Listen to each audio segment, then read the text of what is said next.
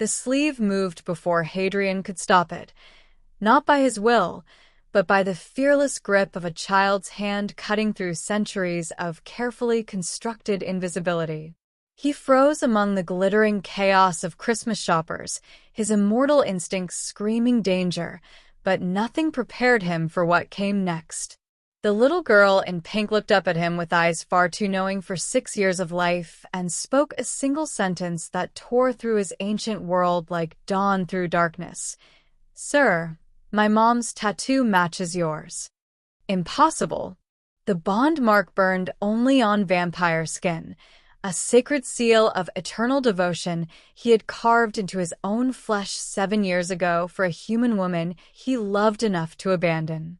No mortal could bear it. No human could survive it.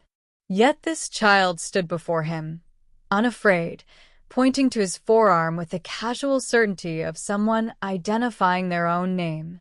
What happens next will prove that even kings can be brought to their knees by the truth they tried to outrun. Before we continue, let us know in the comment section what time it is and where you are watching from. And remember to like and subscribe so you don't miss the rest of the story. Now, let's continue. Hadrian Talon had not set foot in a human shopping mall in years. It was early December, the shopping mall bathed in golden light and draped in silver garland, the kind of human celebration he observed from the shadows, but never truly belonged to. He had come tonight for reasons he couldn't fully name, drawn by something restless and hungry that immortality couldn't seem to cure. Perhaps it was the peculiar human obsession with December magic. Perhaps it was the dangerous nostalgia of watching people pretend, for one brief season, that light could push back the dark. Or perhaps, and this was the thought he refused to finish, it was because she had loved Christmas, and even after 7 years of forced distance, some part of him still orbited the ghost of her warmth. He moved through the crowd like a shadow dressed in black velvet, his platinum hair catching fluorescent light, his pale skin too perfect to be entirely human. No one looked directly at him. They never did. Centuries of existence had taught him the art of being seen without being noticed, a necessary skill for a vampire king walking among prey. Hadrian had ruled from the darkness for longer than most nations had existed. 347 years of political maneuvering, blood oaths, and the kind of loneliness that accumulated like dust in abandoned halls. The vampire realm operated in the spaces between human awareness, ancient estates hidden behind glamour, councils that met in subway tunnels at 3 a.m., territories carved through cities that never suspected the predators who shaped their skylines. He had never wanted the throne. It had been thrust upon him during a century of chaos, when the old king fell and the realm threatened to tear itself apart. Hadrian had survived by being ruthless when necessary and invisible when possible. He perfected the balance between two worlds, powerful enough to command respect among his own kind, subtle enough to move through human society without leaving ripples. Until Ellie. She had been a mistake from the beginning. A literature professor who quoted poetry in coffee shops, who looked at autumn leaves like they personally offended her with their beauty, who laughed at his carefully constructed formality and called him unnecessarily dramatic. Within an hour of meeting him, he had known better. Every law, every precedent, every cautionary tale whispered through vampire history warned against what he was about to do. But he had loved her anyway. The bond mark was forbidden for good reason. It was older than his reign, older than the current council, a ritual from a time when vampires believed in soul-deep connections that transcended death itself. The process required blood, ancient words, and a level of vulnerability that most of his kind had bred out of themselves centuries ago. Once carved, the mark linked two beings across distance, across time, allowing them to sense each other's emotions, their pain, their presence. He had given it to her in secret, in the stolen hours before dawn, pressing the seal into his own flesh while speaking her name like a prayer. Then the council discovered what he had done.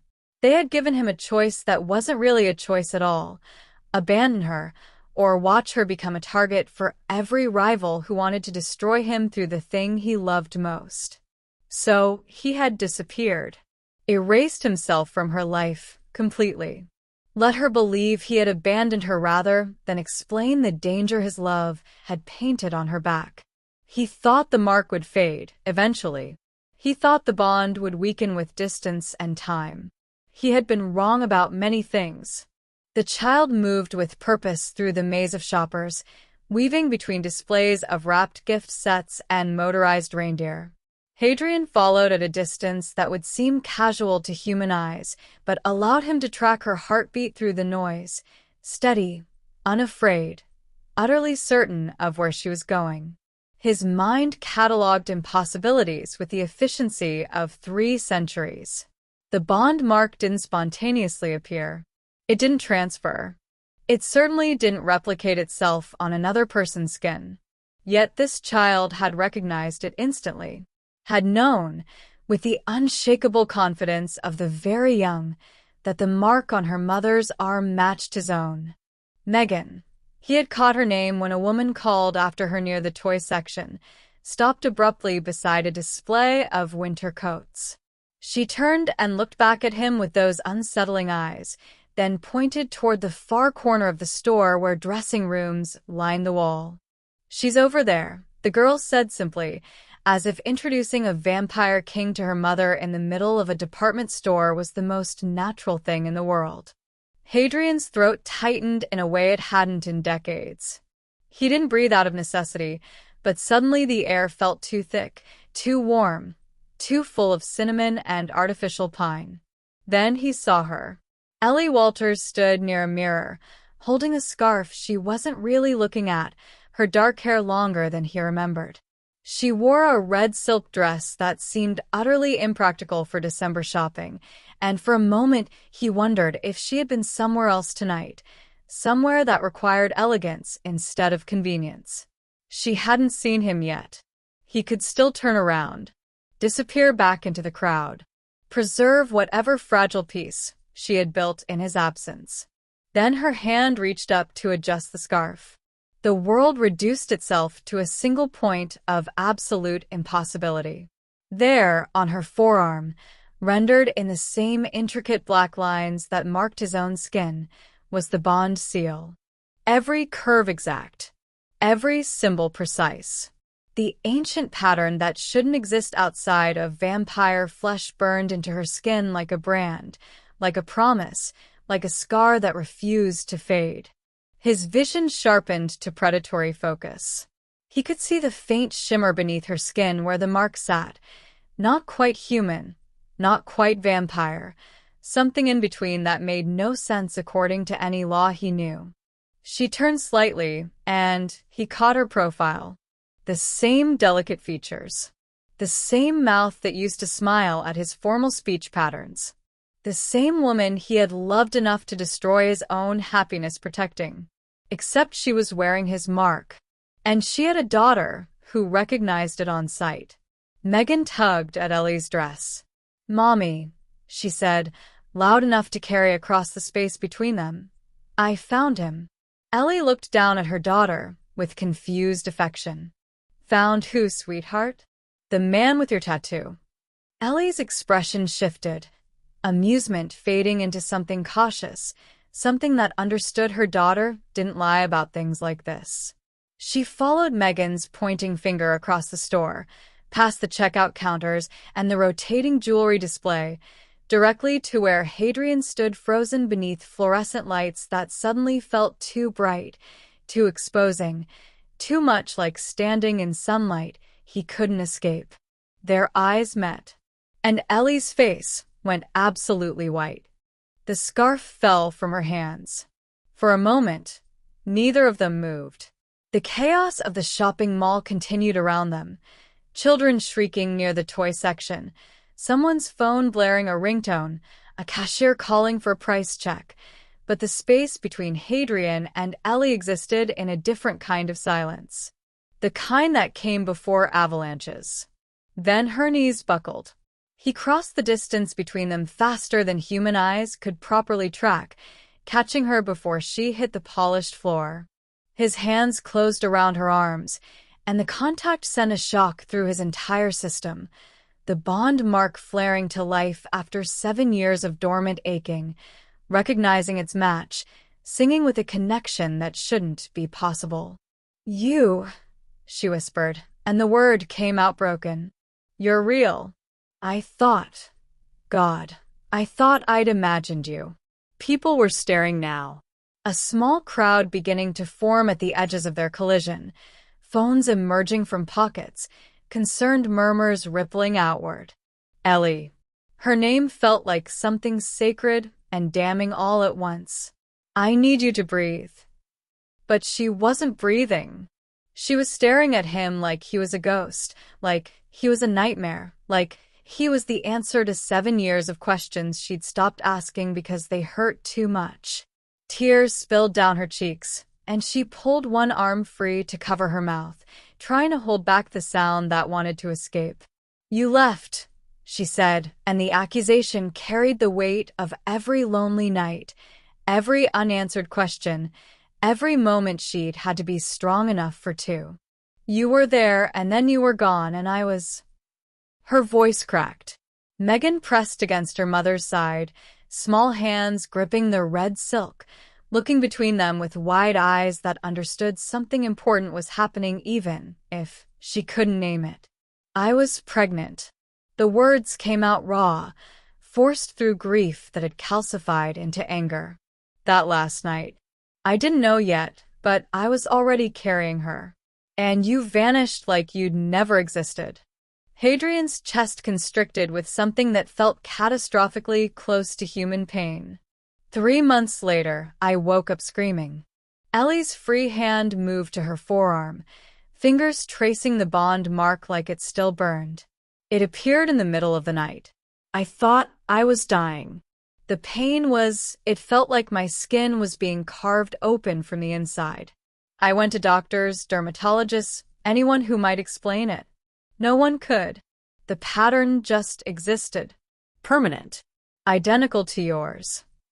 She looked down at the mark, then back at him, and her expression shattered into something beyond anger, beyond grief, into the terrible exhaustion of someone who had carried an impossible burden alone for too long.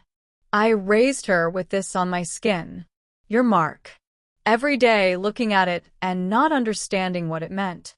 Not understanding why you gave me something and then left me to figure it out by myself. The crowd had grown larger. Someone was definitely filming. Hadrian registered at least 2 other vampires in the gathered shoppers. Word would reach the council within the hour. None of it mattered. "I never meant to leave you," he said quietly, and the admission cost him centuries of carefully maintained control. "I left to protect you."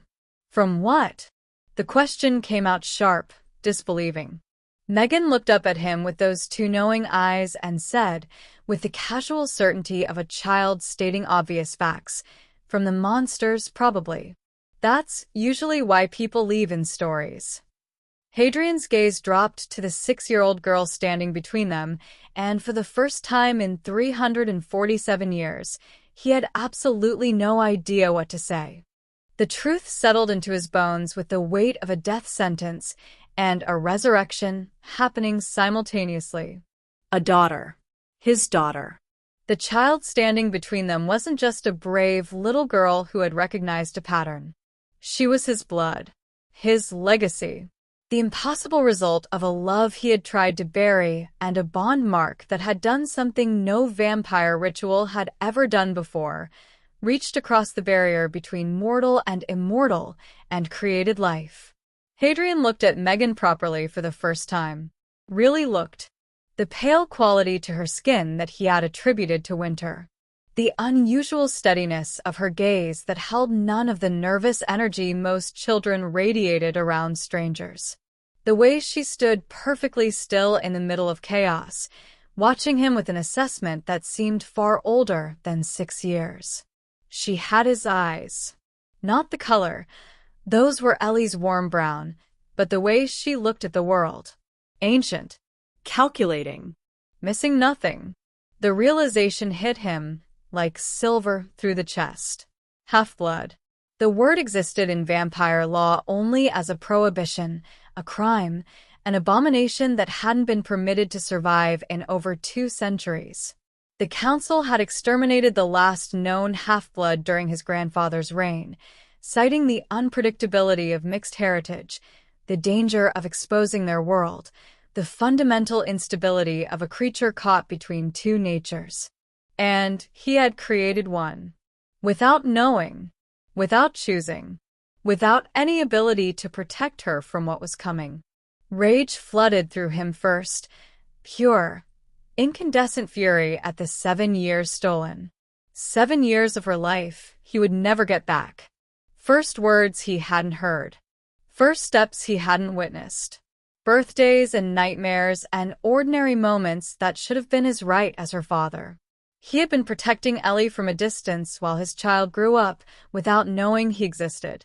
The guilt came next, crushing and absolute. He had made Ellie carry this alone. Had marked her with a bond that transformed her body without explanation, that gave her a child who was probably already showing signs of being different, being other, being something the human world couldn't account for and the vampire world would want dead. Then the protective instinct slammed into him with a violence that nearly brought him to his knees. Every vampire in this building, and he could sense 3 now watching from different vantage points, was witnessing the greatest scandal in recent memory. A vampire king with a forbidden half-blood heir. By tomorrow, the council would know. By next week, every rival faction would be strategizing. Some would want Megan destroyed to maintain the purity laws. Others would want her controlled, studied, used as a weapon against him. Over his dead body. Over all their dead bodies. Hadrian knelt, bringing himself to eye level with Megan. The crowd pressed closer, phones capturing the moment, but he didn't care anymore. Let them see. Let them all see. Megan, he said, and her name felt like a vow. How did you know to find me? She tilted her head, considering. I heard your heartbeat. It sounds like mine. Different from everyone else's. Slower. Like music instead of drums. Ice flooded his veins. She could already hear the difference. Could sense other vampires by sound alone. She was manifesting abilities without training, without guidance, without understanding what she was or what dangers came with it. What else can you do? He asked quietly. Megan glanced at her mother, then back at him. Sometimes I see things that haven't happened yet. And I don't like sunlight very much. It makes my skin hurt. Ellie's sharp intake of breath told him she had known. Had been watching her daughter develop impossible traits and had no framework to understand them. Hadrian rose slowly, his decision crystallizing into something unshakable. He looked at Ellie, at the tears still streaking her face, at the bond mark that had refused to release her even when he had tried to let go. I need to take you both somewhere safe, he said. Right now. There are people here who will report what they've seen, and when they do, you'll both become targets. Targets for what? Ellie demanded, but her voice shook with the understanding that she already knew the answer. For the same thing I tried to protect you from 7 years ago. He glanced at the watching crowd, at the phones, at the 2 vampires positioned near the exits. The difference is, now I'm not walking away. The shift in the air was subtle, but Hadrian had survived 3 centuries by noticing subtle things. While he knelt before Ellie, still processing the impossible reality of his daughter, his awareness expanded outward through the crowded store with predatory precision. The human shoppers were noise, heartbeats and breathing and the constant shuffle of movement. But beneath that chaos, he felt the unnatural stillness of his own kind. 3 of them. No, 4. The woman near the jewelry counter stood too perfectly motionless, her posture suggesting casual browsing while her attention remained fixed on him with the focus of a hunter watching prey. By the escalators, a man in an expensive coat held his phone at an angle that captured everything, not shopping, not scrolling, documenting. Hadrian's jaw tightened as he registered the third presence near the holiday display, partially obscured by an inflatable Santa, but unmistakably vampire. Old enough to have control. Positioned strategically to block one of the exits. The fourth was the most dangerous. Hidden in the food court entrance, barely within range of his senses, which meant powerful enough to mask their presence from most of their kind. Watching. Waiting. Reporting to someone who mattered. They had seen everything. The reunion. Ellie's tears. The bond mark visible on her arm. Megan's casual revelation about hearing his heartbeat, about seeing things that hadn't happened yet. His secret wasn't just compromised. It was shattered beyond any possibility of repair. Word would reach the council before dawn. Probably before midnight. The woman by the jewelry counter had the bearing of someone connected to the European factions. They loved collecting scandals involving the North American territories. The man with the phone could be freelance, selling information to the highest bidder, or directly sworn to one of Hadrian's rivals. Either way, the outcome was the same. By tomorrow, every vampire of consequence would know that Hadrian Talon, vampire king of the Eastern Territories, had a human-bonded mate he'd hidden for 7 years and a half-blood daughter whose very existence violated laws older than most countries. The political devastation would be immediate and catastrophic. He could already envision the council session. The calls for his removal. The factions who had been waiting for weakness would move against him with surgical precision. And Ellie, marked by a bond that had apparently done something unprecedented, transforming her in ways he didn't fully understand yet, would become either a curiosity to be dissected or a liability to be eliminated. Hadrian had exactly one move that might protect them. He could deny them. Right here. Right now. Claim he had never seen these people before. Use his authority to compel the human witnesses into confusion about what they had seen. Disappear into the crowd and let Ellie and Megan fade back into anonymous human existence while he dealt with the political fallout alone. It would protect his throne. Maintain his power base. Give him the resources to shield them from a distance the way he had tried to do before. It would also require him to look his daughter in the eyes and pretend she didn't exist. The bond mark on his forearm burned with phantom heat, responding to Ellie's proximity after 7 years of silence. Megan still held onto her mother's dress, watching him with that unnerving steadiness that said she understood more than a 6-year-old should.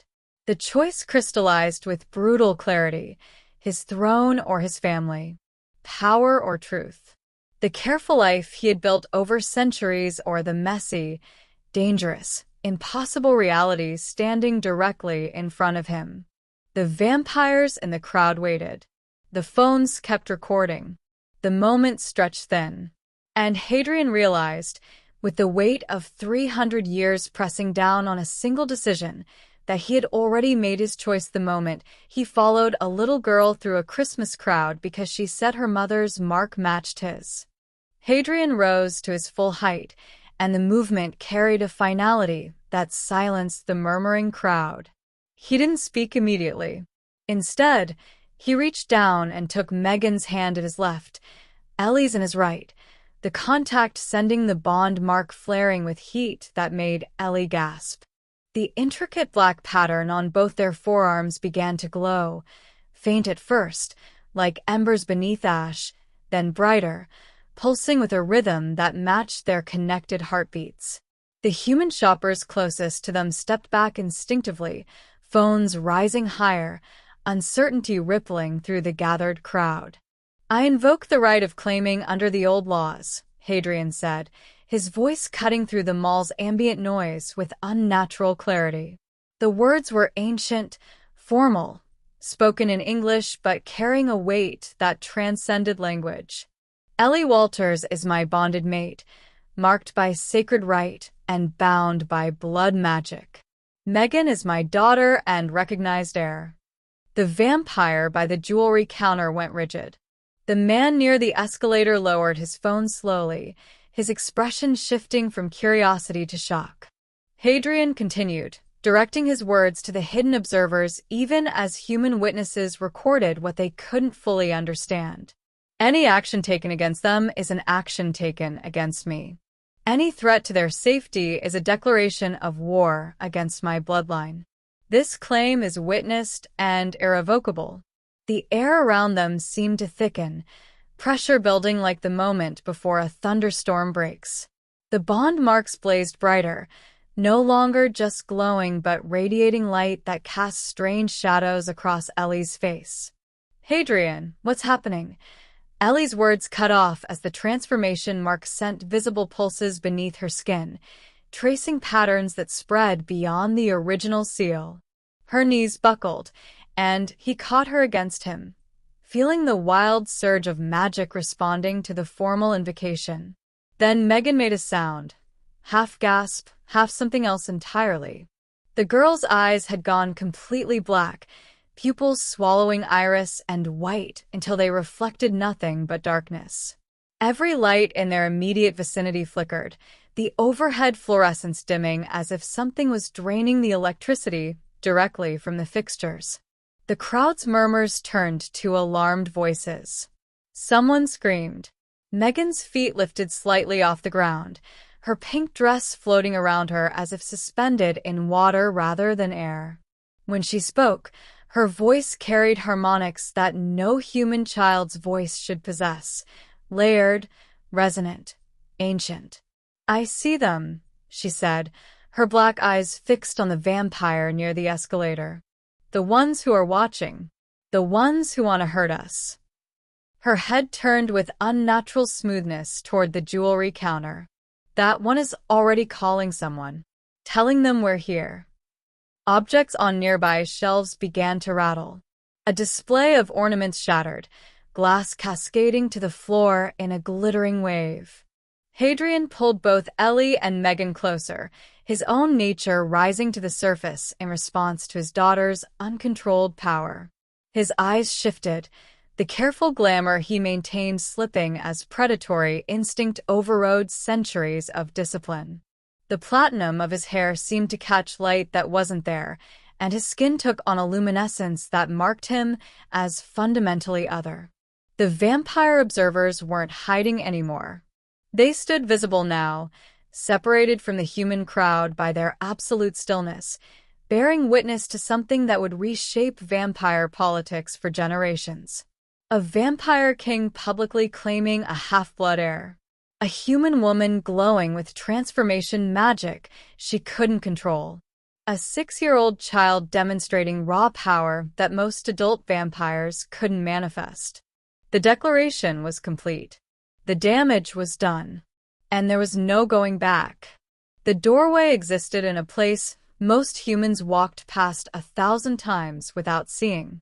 Hadrian led them down 3 blocks from the mall, through streets still decorated with Christmas lights, past cafes closing for the evening. Ellie clutched Megan against her side, both of them trembling. Though whether from cold or shock or the aftereffects of what had happened in the store, Hadrian couldn't tell. He stopped in front of what appeared to be a condemned office building, its windows dark and boarded, a faded, "No trespassing" sign barely visible in the streetlight. "This is where you live." Ellie's voice carried disbelief and something close to hysteria. "This is where the entrance is." Hadrian placed his palm against the brick beside the locked door, and the bond mark on his forearm flared. The wall rippled like water disturbed by a stone, reality bending around his touch. A door appeared where none had existed, tall, ancient wood bound with iron that predated modern metalwork. It swung inward silently, revealing darkness so complete it seemed solid. Megan stared into that darkness without fear. "It's singing," she whispered. Hadrian glanced down at her sharply. You can hear it?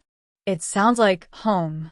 She pulled free from Ellie's grip and stepped through the threshold before either of them could stop her.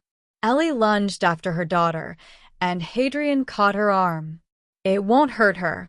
It recognizes her blood. Recognizes? What are you talking about? But Ellie was already moving forward, maternal instinct overriding terror, and Hadrian followed them both into the space between worlds. The passage felt like walking through cold water. Pressure built against Hadrian's skin, testing, tasting, confirming his right to pass.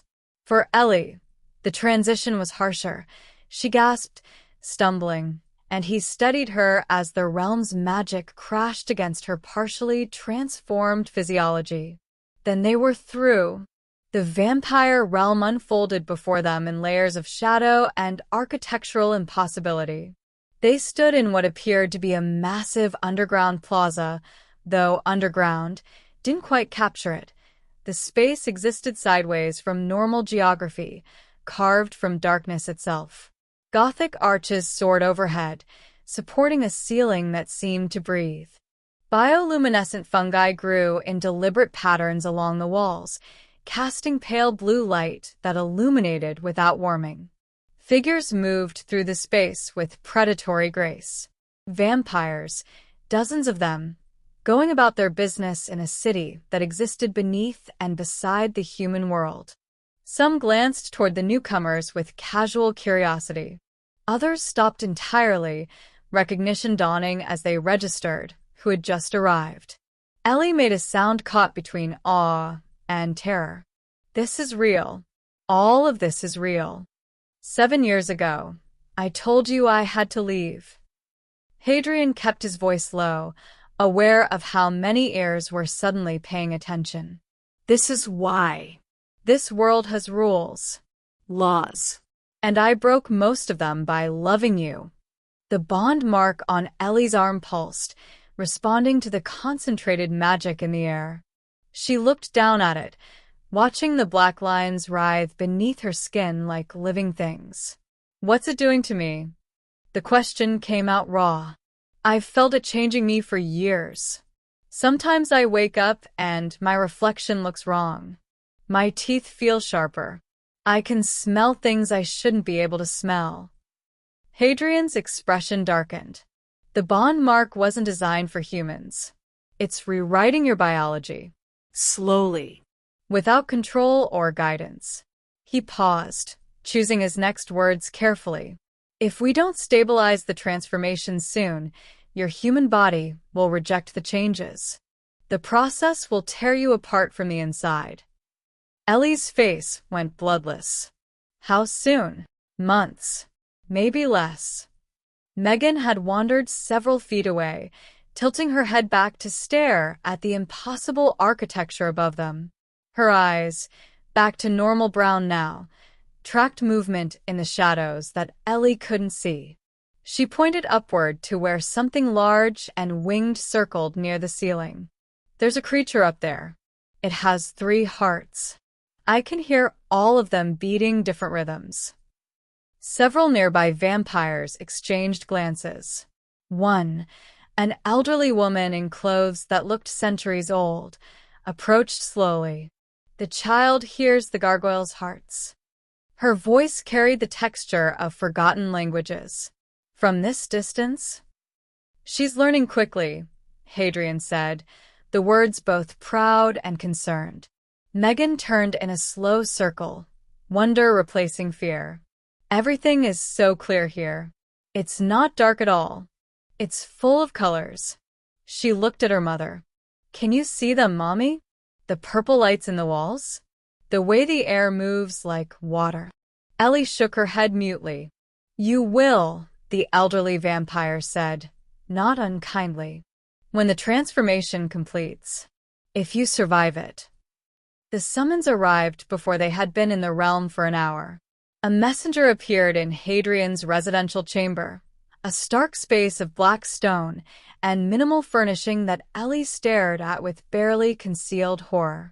The messenger wore the silver insignia of the Council of Elders, his expression carefully neutral as he delivered the formal order. The council convenes at midnight. Your presence is required. Alone. Hadrian's jaw tightened. Tell them I'll bring my family. The summons specifies. I heard what it specified. Hadrian's voice dropped to something dangerous. Tell them I invoke the right of witness judgment. If they're going to condemn my bloodline, they'll do it to our faces. The messenger hesitated, then bowed and vanished with preternatural speed. Ellie sank onto the edge of a chair that looked like it had been carved from a single piece of obsidian. What happens at midnight? They decide whether we live or die. Hadrian said it plainly, seeing no point in softening the truth. The council has absolute authority over matters of law. What I've done, the bond, Megan's existence, these aren't minor infractions. Megan sat cross-legged on the floor, running her fingers over the stone as if reading something in its texture. They're scared of me, she said quietly. I can feel it. Everyone we passed in that big room was scared. They should be, muttered a voice from the doorway. Hadrian turned to find John Casimir leaning against the frame, an old ally, though ally was a generous term in vampire politics. John had survived 4 regime changes by being useful to whoever held power. Words already spreading, John continued, entering uninvited. A half-blood child who can sense gargoyles from 100 feet away, who made the lights in a human mall flicker with untrained emotion. The conservatives want her destroyed before she becomes a threat.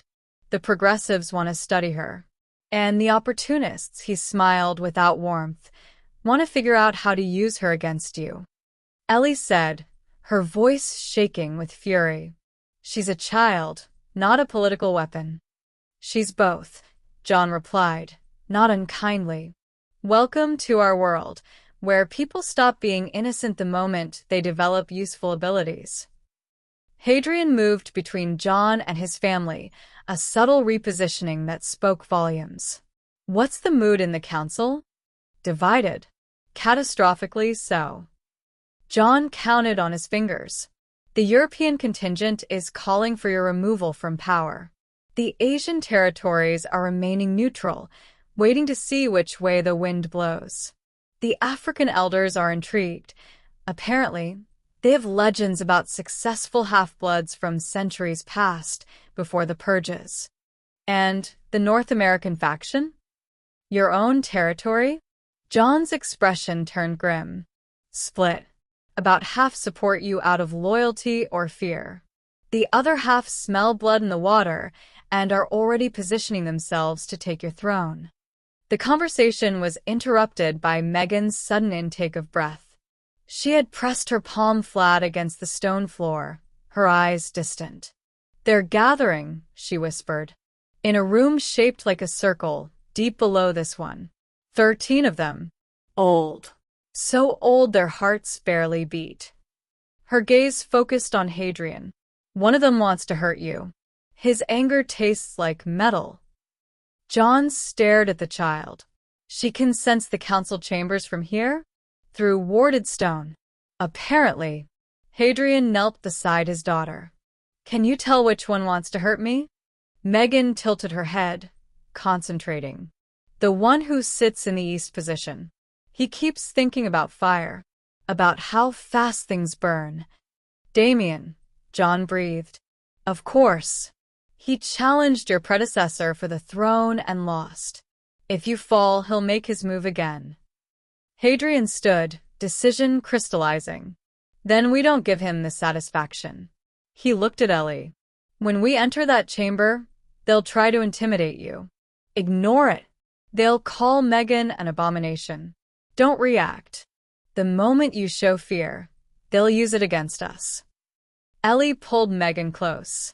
And if they decide to act anyway, then they'll have to go through me first. Hadrian's eyes shifted, the predator rising to the surface. And I've been king long enough to know where every elder keeps their secrets. If they want a war, they'll get one that burns their legacies to ash. John let out a low whistle. Mutually assured destruction. Bold strategy.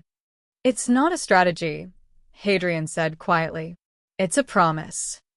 The council chamber was exactly as Megan had described, circular, carved from stones so old it predated written language, with 13 throne-like chairs arranged in a perfect arc. Each elder sat in shadow, their faces barely visible in the dim bioluminescent light that pulsed from veins in the rock itself. Hadrian entered with Ellie on one side and Megan on the other, their footsteps echoing in the cavernous space. He felt every eye tracking their movement, felt the weight of centuries of tradition pressing down like physical force. The eldest, a woman whose age was impossible to determine, spoke first. Hadrian Talon, you stand accused of breaking sacred law. How do you answer? Guilty, he said simply, of loving beyond what law permits, of creating life where tradition forbids it, and of choosing family over politics. A murmur rippled through the council. Damien leaned forward from his eastern seat, his voice sharp with barely controlled anger. You admit your crimes so easily? I admit the truth. Whether it's criminal depends on which laws you value more, the ones written in fear or the ones written in our oldest histories. Hadrian's gaze swept the chamber. The African elders know the stories. Before the purges, before the purity laws, there were others like my daughter, half-bloods who bridged both worlds and made us stronger for it. An elder in the southern position, one of the African representatives, inclined her head slightly. The legends exist, though whether they speak truth or cautionary tale remains debated. Then let me offer evidence instead of legend. Hadrian placed his hand on Megan's shoulder. My daughter possesses abilities that pureblood children take decades to develop. She can sense through warded stone. She can hear what most of us cannot. She represents evolution, not contamination. She represents chaos, Damien countered. Unpredictable power in an untrained child. You ask us to ignore centuries of law based on potential. I ask you to see what's standing in front of you instead of what you fear. Megan, who had been silent until now, looked up at the council with those unsettlingly direct eyes. I can show you, she said quietly, if you want to know what I am. The chamber went still. The eldest elder gestured permission. Show us, child. Megan closed her eyes. The bioluminescent veins in the stone began to pulse faster, responding to something in her presence. Then, slowly, patterns of light began to form in the air around her, constellations that shifted and moved, mapping connections between every vampire in the chamber. Threads of luminescence stretched between individuals, showing bloodlines, allegiances, old debts, and older grudges. She opened her eyes, and they glowed with soft silver light. I can see how you're all connected. Who owes whom? Who's lying about their loyalty? Her gaze fixed on Damien. And who's planning to challenge Hadrian the moment he's weakened, even though you swore an oath of neutrality 3 decades ago?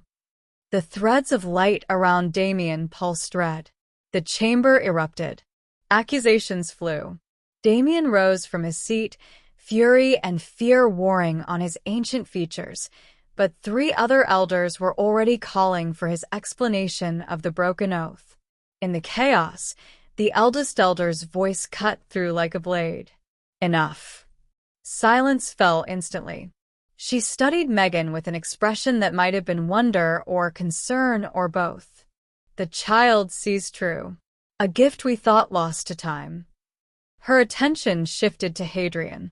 You may keep your throne, and your family, on one condition.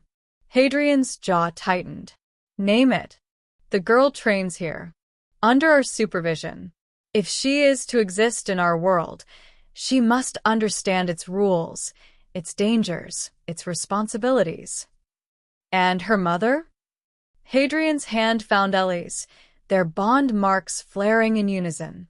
The transformation is already too far progressed to reverse. She completes it or she dies. The elder's gaze softens slightly. Help her survive it, Hadrian. We have lost enough to fear and tradition.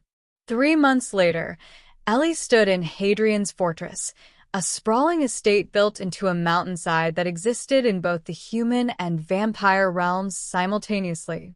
She looked at her reflection in a window that showed stars impossible to see from Earth's surface, examining eyes that now held flecks of silver, skin that had lost its final traces of human warmth. The transformation had nearly killed her twice.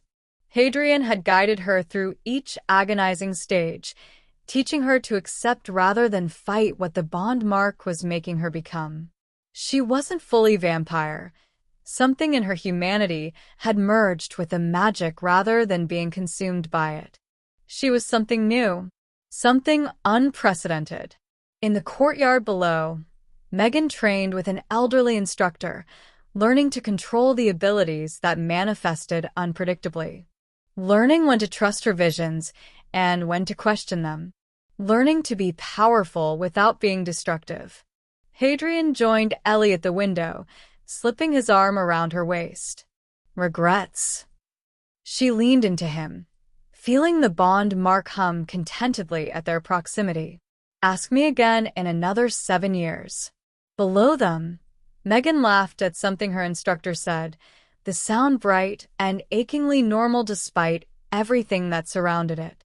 They had survived the council, survived the transformation, survived the impossible circumstances that should have destroyed them. But Hadrian felt the political currents shifting in the realm, felt the eyes still watching, the factions still maneuvering. Damien had been censured but not removed. The European contingent accepted the ruling, but didn't support it. It's not over, Ellie said quietly, reading his tension. No, he agreed. But we face it together now. Megan looked up and waved at them, her smile radiant in the starlight. A child caught between two worlds, powerful and vulnerable, dangerous and innocent. The daughter that love and fate had conspired to create against every law and tradition. Hadrian waved back, and for the first time in 347 years, felt something he had almost forgotten, hope that the future might be worth the fight. If you believe that love can defy even the oldest laws and that family is worth fighting for, then like and share this tale of impossible love, because stories like this deserve to be remembered. And subscribe to our channel. Your support keeps these stories alive.